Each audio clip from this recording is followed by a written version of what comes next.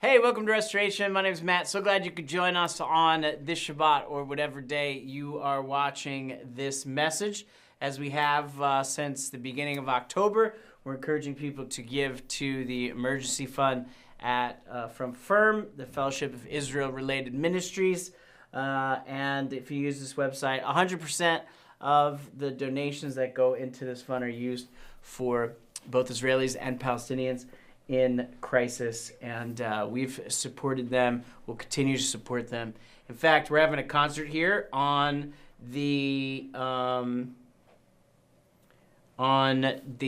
December 16th with Aaron Schust and Joshua Aaron, which is sold out, but we're going to raise money that night for that same fund for Israel. And as we are in December, we just want to remind people who are here in the Seattle area that we will not have live in-person services on December 23rd and December 30th. There will be new sermons that we're recording that we'll put online for those weeks, but we give our staff and our volunteers the last 2 weeks of December off as a break, and we will come fresh back in January for a new year.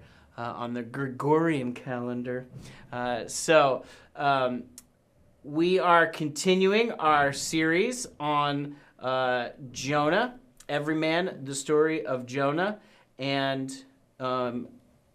we have said throughout this series that Jonah is every man and every woman. Jonah is every human being. Jonah is every follower of Yeshua that knows what we should do and still doesn't do it. Jonah is me.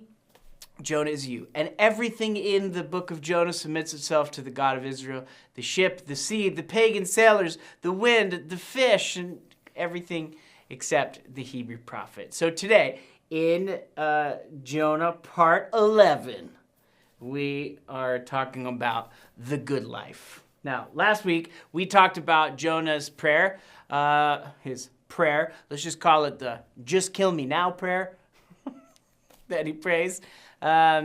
It's interesting because unlike the prayer that Moses prayed, who offered himself on behalf of the people, and even worse than Elijah, who just prayed that he would die because Jezebel was trying to kill him. We've talked about those guys earlier in this series.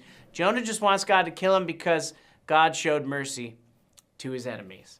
So Jonah is acting like God did not rescue him at all from the fish, like God did not save him, like it never happened. And he is angry. He is angry, and he lets God know that he's angry by using the attributes of God against him, or at least trying to.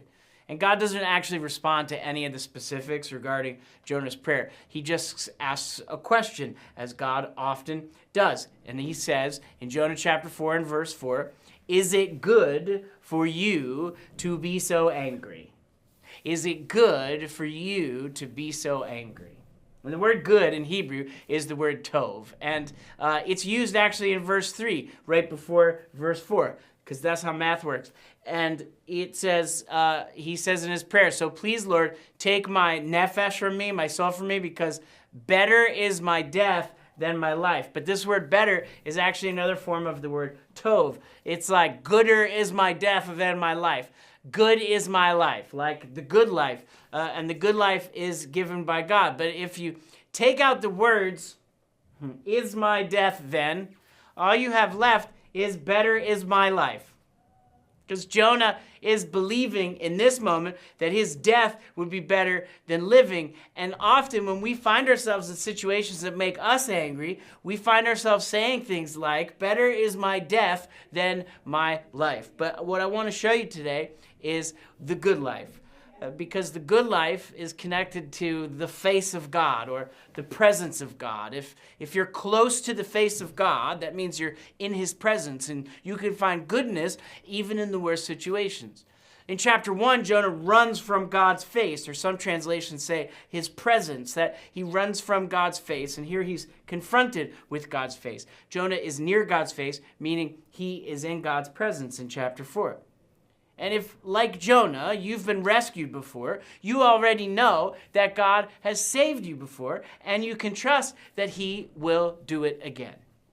But when we find ourselves in situations that feel like death, we quickly turn to, it would be better if I were dead. Of course, we know it wouldn't be better, but we wait to see. Maybe it would be better if I were dead. So again, the Lord responds to Jonah without really answering any of the things Jonah says. He just says, is it good for you to be angry? And last week we talked about the Hebrew word for anger, hara, the word for burning anger. And it's used 5 times in the book of Jonah. The first place is in Jonah chapter 3, verse 9, when the king of Nineveh says, perhaps God will relent Necham and with compassion, chesed, and turn. Maybe he'll shuv from his anger, hara. The other 4 times that the word anger appears are all in chapter 4, starting with chapter 4 and verse 1 we talked about last week, where Jonah is angry. But the word angry in Hebrew really means burning hot. It's like flaring nostrils. The heat moves to your face, and Jonah's nostrils are flaring because somehow in his own mind he can now judge the one who judges justly. That's what we talked about in part 10. He can be as angry as God is when Israel built a golden calf. This is not the first time that God asks this question in the Bible. The first time he asks this question is with Cain in Genesis chapter 4. It's the first place that burning anger appears, and it's the first time that burning anger leads to violence, and it's violence that is the murder of his own brother. Genesis chapter 4, verse 3, it says, so it happened after some time that Cain brought an offering of fruit of the ground to Adonai. And while Abel he brought of the firstborn of his flock and the fat portion. Now Adonai looked favorably upon Abel and his offering, but upon Cain and his offering he did not look favorably. So Cain became very angry, hurrah, and his countenance fell, like his face sunk in depression. It was a great evil in the eyes of Cain. And we don't know what God liked about Abel's offering or what he did not like about Cain's offering in the text. We can guess, and lots of people guess. But when we guess, I think we miss the point. What God did or didn't like is not the point of the story. The point is Cain's anger, and soon what Cain will do with his anger. So just like in the story of Jonah, God asks Cain in verse 6, Genesis chapter 4 and verse 6. It says, then the Lord said to Cain, why are you so angry? And why has your countenance fallen? Why has your face fallen to the ground? If you do tov, it will lift. If you do not do tov, sin is crouching at the doorway, and its desire is for you, but you must master it. Tov, tov. Well, well. Good, good. If you do good, if you do not do good, then there's this thing called sin. It's the first time the word sin is used in the Bible. Very early, it's like 3 or 4 pages into the Bible. It's looking to apparently get us. But God says to Cain, but you can master it. Did you know that you can master sin? You can. Does Cain master his sin? No. Verse 8, it says, Cain, the very next verse, Cain doesn't answer God's question. It says, Cain spoke to Abel, his brother, and while they were in the field, Cain rose up against Abel, his brother, and killed him. The first act of violence in creation. The first act of violence is murder because of anger. And the anger is anger between brothers. And Cain, of course, leaves Eden, the area of Eden. Where does he go? It says in Genesis 4 and verse 16, then Cain left Adonai's presence, which is the face of Adonai, and dwelled in the land of wandering east of Eden. So there's the Garden of Eden, which is in Eden, but now is closed off because of the sin of Adam and Eve. And Cain and Abel are still in Eden. They're not in the garden, but they're still in Eden. And now Cain has killed his brother Abel, and he goes east of Eden, which is the wilderness. What happens in the wilderness? Well, we've talked throughout the series that cities are created in the wilderness, cities of violence, cities like Nineveh, one of the first cities after the flood in Genesis chapter 10. And after God asks Jonah, why are you so angry? Where does Jonah go? God has mercy on Nineveh, the great city of violence. Well, it says in Jonah chapter 4 and verse 5. So Jonah went out from the city and sat east of the city. And there he made a sukkah, and he sat under it in the shade until he saw what would happen to the city. It's interesting that he goes east of the city to sit on a hill and watch in the hopes that God will smite them, almighty smiter. But what happens in Nineveh? Well, in the short term, we don't really know. We know that the story wasn't ever really about Nineveh, that it's been about Jonah this whole time. But the conversation between God and Jonah has been about Nineveh. But now the conversation shifts to being about Jonah specifically. And so Jonah goes east of the city, presumably to wait and see. Maybe he sat there for 40 days to see if God would overthrow or turn over the city of Nineveh. And chapter 4 never really comes back to what God does or doesn't do to the Ninevites, the great fish city. It just focuses on Jonah. And just like Cain left God's face, his presence, to wander east of Eden, so Jonah runs from God's face by going west in Jonah chapter 1, only to end up sitting east of the city. And here's the thing. You cannot find the good life running from God's face, running from his presence. The good life is connected to the face of God or the presence of God. And if you're close to his face, in his presence, you can find goodness even in the worst situations. Especially if, like Jonah, you've been rescued before. Because you already know that God saved you. He's done it before. He'll do it again. And when we find ourselves in situations that feel like death, we operate in anger. It happens to all of us. And just like God asks Jonah and Cain, he also asks us. It says, the Lord said, "Is it good for you to be so angry?" So in the story, and we'll go more into detail in the next couple weeks as we close out the book of Jonah, God appoints a plant to give Jonah shade. And then he sends a worm to kill the plant and take away the shade. And do you know that when Jonah has shade from this plant, it's the only time the word happy is used for Jonah. It's the one time he's happy, when he's sitting in the sun, but he has shade. And the only time that he's happy in the story, except he gets even more angry when God takes the shade away. So God asks the question again in Jonah chapter 4 and verse 9. It says, "Then God said to Jonah, 'Is it good for you to be so angry about the plant?' 'It is,' he said. 'I'm so angry I could die. I don't want the good life. I want death. Death would be gooder than life. Death would be tov. Death would be better. Death would be better than actual life.'" And in fact, it reminds me, I talked about it in the second part of this series in a message called Upside Down, just a little bit. But it reminds me of a parable that Yeshua told when a famous parable, one that everyone knows. People who've never read the Bible have heard some version of this parable, and we call it the prodigal son.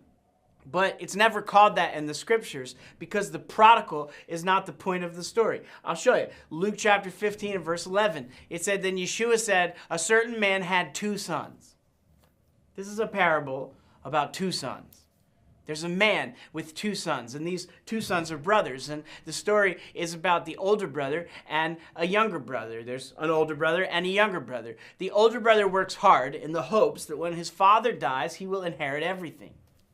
The younger brother asks for his inheritance up front, and he spends it all. That's actually what prodigal means. Prodigal doesn't mean the son who returns. Prodigal means one who spends all he has recklessly. He does that, but then he repents and goes back.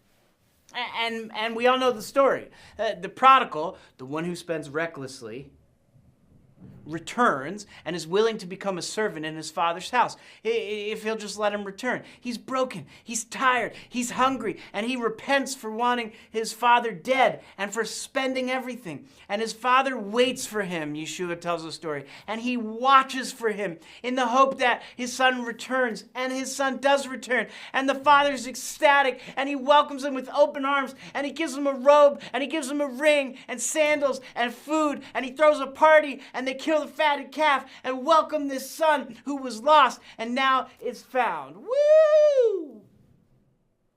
And that makes the older brother angry.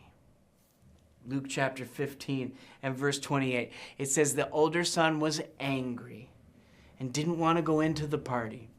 So his father came outside and he pleaded with him, and he answered, and he said to his father, "Look, so many years I've slaved away from you. Not once did I ignore your order, yet you've never given me a young goat so I could celebrate with my friends. But when this son of yours," which is telling that he never says my brother, but this son of yours, the one who has squandered your wealth, the prodigal, with prostitutes, for him, you killed the fatted calf.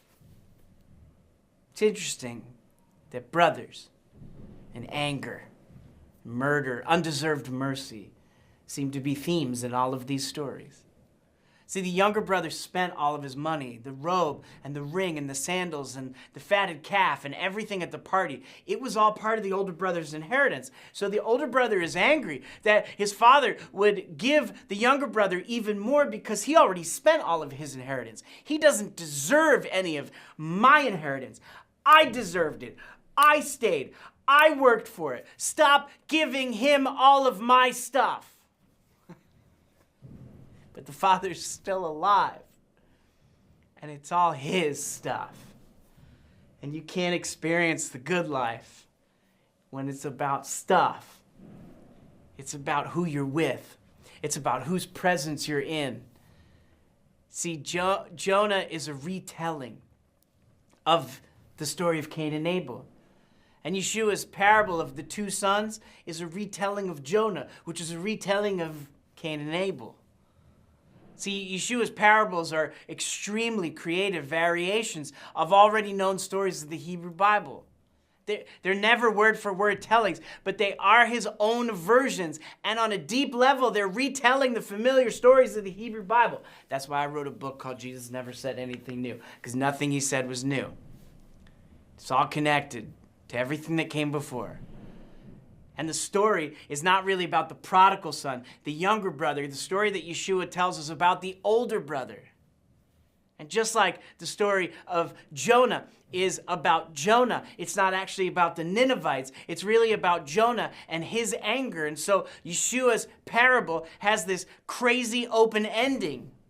Verse 31, Luke chapter 15 and verse 31. It says, "So the father said to the older brother, 'Son, you're always with me, and everything that is mine is yours. But it was right to celebrate and rejoice, because this brother of yours was dead, but has come back to life. He was lost, but is found.'" What does the older brother do? Well, Yeshua just stops the story there. We don't know. Just like Jonah at the end of chapter 4 soon is what happens to the end of to Jonah at the end of the story? We don't know. But the question hangs over us. It's hanging in the air. It's like suspended in the sky. Is it good for you to be so angry? And you may be like Jonah. Maybe your answer is yes, it is better. It's tov. It's good. See, anger isn't sin, because there's times when anger is tov. There's times when anger is good. And there's also times when anger is ra, when anger is bad. There are also times when anger is bad, like where anger is ra, but we believe that it's tov, that it's good. And what we do with our anger can be tov or ra. What we do with our anger could be good or bad. When our anger is raw, when it's bad, what we need God to do is show us that it's raw, that it's bad. Because sometimes it's hard for us to believe, and we get confused and we don't understand. But we need to understand that our anger, when it is raw, we repent and let God transform us into tov, into good. Dr. Wanda Walborn, who's one of my former professors from college, wrote a little article that I read for a class called "Why Am I So Angry?" And in the article, she talks about how most people don't think they are angry and operate with what psychologists call indirect anger. And there's 5 signs of indirect anger. And, well, they're very familiar to all of us. The 5 signs of indirect anger are sarcasm, passive aggression, depression, numbness, and apathy. Sarcasm is literally means tearing of flesh. It's cutting someone down masked with humor. Passive aggressive people pretend everything is fine. They can't deal with a problem directly, and they find ways to circumvent the problem. Depression will turn anger inward instead of outward. In order to keep peace with other people, people who struggle with depression will shove the anger deep down inside. Numbness is being shut down emotionally, and anger becomes frozen along with all the other emotions that have to do with joy and pain.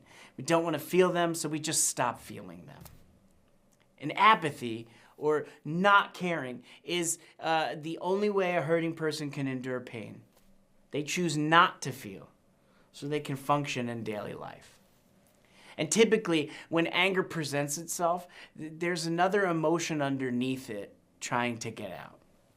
So in the same article, Dr. Walborn talks about 6 emotional causes underlying anger.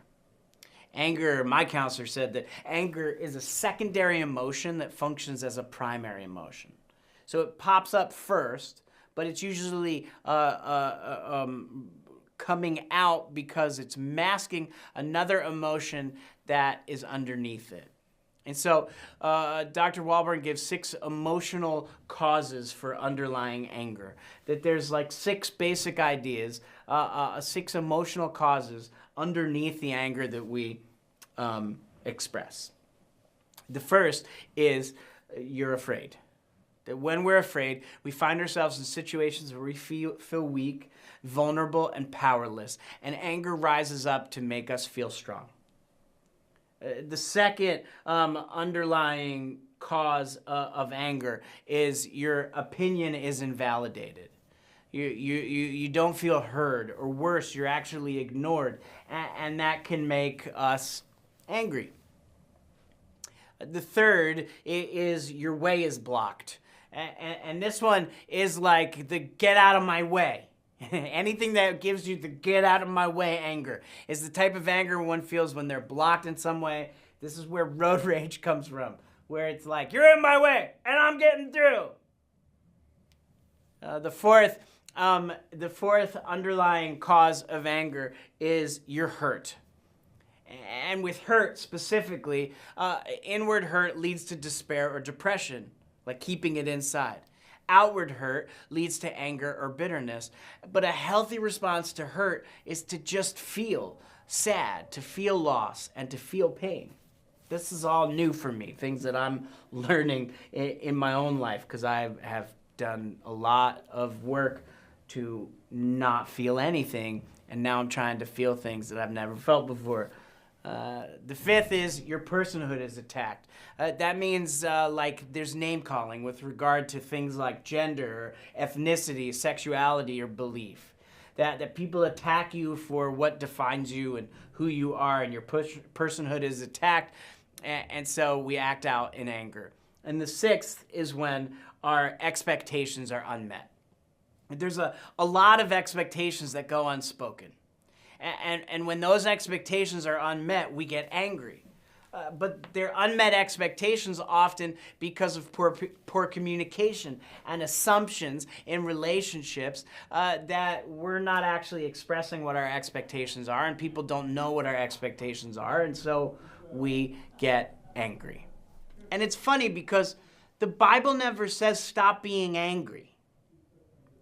The question when we're angry, the question for Cain, the question for Jonah, and the question for you and me is it good for you to be angry? So I want to just give you 3 things you can do with your anger. And they're simple things. If you're taking notes, I encourage you to write them down. The first is, how does anger surface in your life? You have to answer the question, how does anger surface in your life? Does it surface with sarcasm? Oh, I skipped. Does it surface with sarcasm? Hold your horses. I'm going to get angry. Sarcasm, passive aggression, depression, numbness, or apathy. Like when anger happens, when it surfaces in your life, how does it surface? How does it come out? It's different for all of us in different parts of our lives, different relationships. We have different ways that we respond. Second, it's our responsibility then to ask the Holy Spirit to help you identify the underlying issue of your anger. Is it fear, or invalidation, or your way was blocked, or hurt, or personhood attacked, unmet expectations? I've been doing this exercise for the last year, and I found it incredibly helpful that when I'm angry to stop and go, hold on, why am I so angry? Lord, I need your help to understand why I'm so angry. What happened that made me angry? And you sit for a few minutes and think back to, oh, it was that one thing. Wait, it was that one little thing? Oh, it was. And it was because I felt invalidated. Oh, that's why I'm so angry. Oh, I don't need to be angry about that anymore. It's asking the Holy Spirit to help you identify what is the underlying issue of the anger you're experiencing. And the third thing is the most simple idea, but the hardest to actually do, especially if you struggle with relationships, meaningful, healthy relationships. And it is ask for help. From a friend, from your spouse, from a counselor. In our community, we have connect groups where people live life together. The key here is don't suffer in silence. Don't let your anger continue to eat you from the inside out. Find people that you can not only express the anger to, but who can help you understand the underlying issues with your anger and the way your anger surfaces in your life. Look, the open-ended nature of the parable of the 2 sons and the book of Jonah, because remember, the book of Jonah, we're going to deal with this in the next couple weeks as we close our study of the book of Jonah. The book of Jonah ends open-ended. God says, shouldn't I have pity for the 120,000 people and all the animals of Nineveh? And we don't know what happens. And the older brother, does he go into the party or does he stay outside of the party? What does he do? And we don't know. And that's because God's trying to lead you to the good life. To stay with God's face, to stay in his presence is to be in the promised land. Or to go east of Eden is to find yourself in the wilderness. But the good life is connected to the face of God, the presence of God. And if you're close to his face, in his presence, you can find goodness even in the worst situations. Especially if you're like Jonah and you've been rescued before, then you already know that God has saved you before. Why wouldn't he do it again? And the goal is to master our anger, to understand our anger, so that we can rightly discern when our anger is tov, when it's good, and when it's ra, when our anger is bad. Because sometimes it can be one or the other. Sometimes it's both. When Jonah says these words, when he says, please O Lord, take my soul from me, because better is my death than my life. Look, all you have to do is take out the extra words, is my death then. And what you have left is better is my life. God is so good. And his desire is to pour out his goodness on you. He rescues us so we can experience his goodness, and in his presence is the good life. Then we can lead others to his goodness as well. And you have to choose. It's an open end to a story that is continuing. You have to make a choice to master your anger or let your anger master you. And I hope you'll go back and listen through this again and choose to master your anger rather than let your anger master you, because God has given us everything we need to live a good life. I love you guys.